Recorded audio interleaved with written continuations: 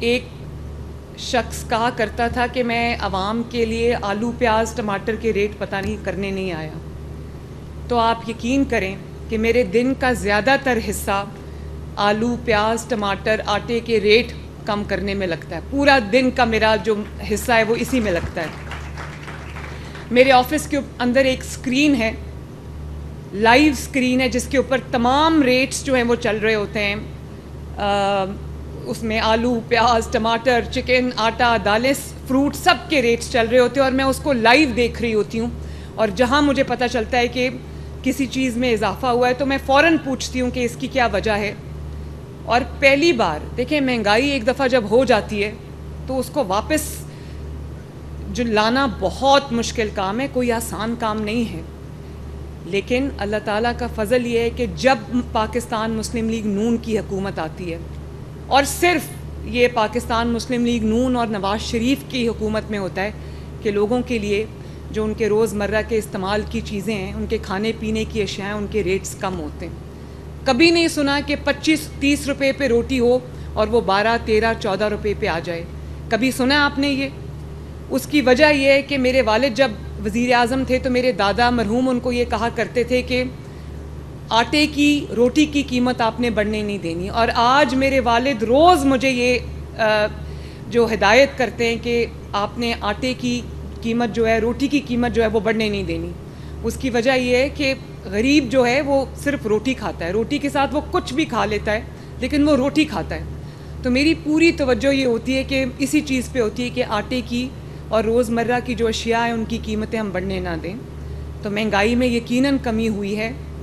شہباز شریف صاحب کو چند مشکل فیصلے کرنے پڑے ہیں, لیکن اس کی ایک وجہ ہے. اس کی وجہ ہے کہ جس پچھلے 4-5 سال میں جو اکانومی کا بیڑا غرق ہوا ہے, جو اکانومی کے ساتھ ہوا ہے, جو آپ کے ملک کی معیشت کے ساتھ ہوا ہے, جہاں پر یہ لوگ آ گئے تھے جو کہتے تھے کہ ہم نے آلو پیاز ٹماٹر کے ریٹ پتہ نہیں کرنے, انہی کی اس نااہلی کی وجہ سے, لاپرواہی کی وجہ سے آج ملک کے جو حالات ہیں اس کا جس کا عوام کو سامنا ہے, یہ انہی کی وجہ سے ہوا ہے.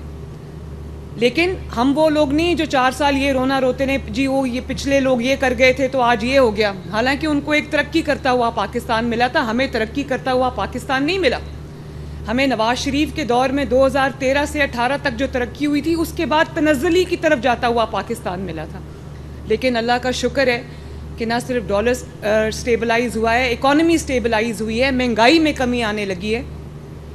تو میں یہ سمجھتی ہوں کہ کچھ مشکل فیصلے ان کو کرنے پڑے ہیں جو ہمارے دل پہ زیادہ گراں گزرتے ہیں, کیونکہ عوام پہ جب کوئی ٹیکس لگتا ہے یا عوام پہ جب کوئی تکلیف آتی ہے تو اس کی زیادہ ہمیں اس کی زیادہ تکلیف ہوتی ہے.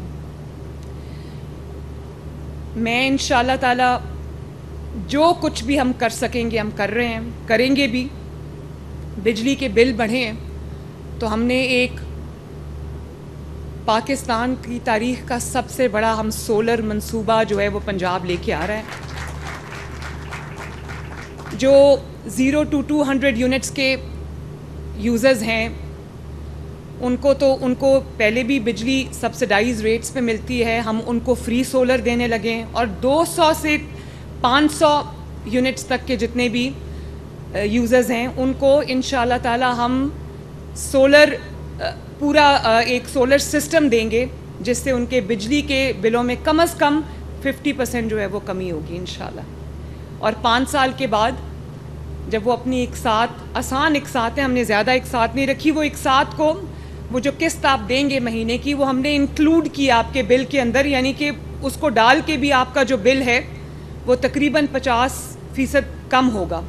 اور اس کے بعد 5 سال کے بعد وہ سولر سسٹم آپ کا ہوگا, اور آپ کو ہمیشہ کے لیے جو مہنگے بلز ہیں ان سے نجات ملے گی. تو یہ ہم لانچ کرنے جا رہے ہیں.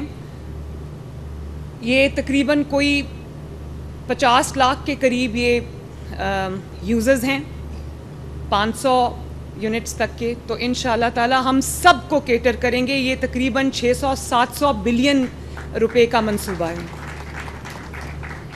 اور اس پہ آج ابھی میری آفس میں جا کے پہلی میٹنگ میری اسی پہ ہے, اس کو ہم اس کی نوک پلک درست کر رہے ہیں. کل نواز شریف صاحب نے مجھے کہا ہے کہ مجھے فائنل پریزنٹیشن دو, وہ گو ہیڈ دیں گے, ہم اس کو انشاءاللہ تعالی لانچ کر دیں گے. میں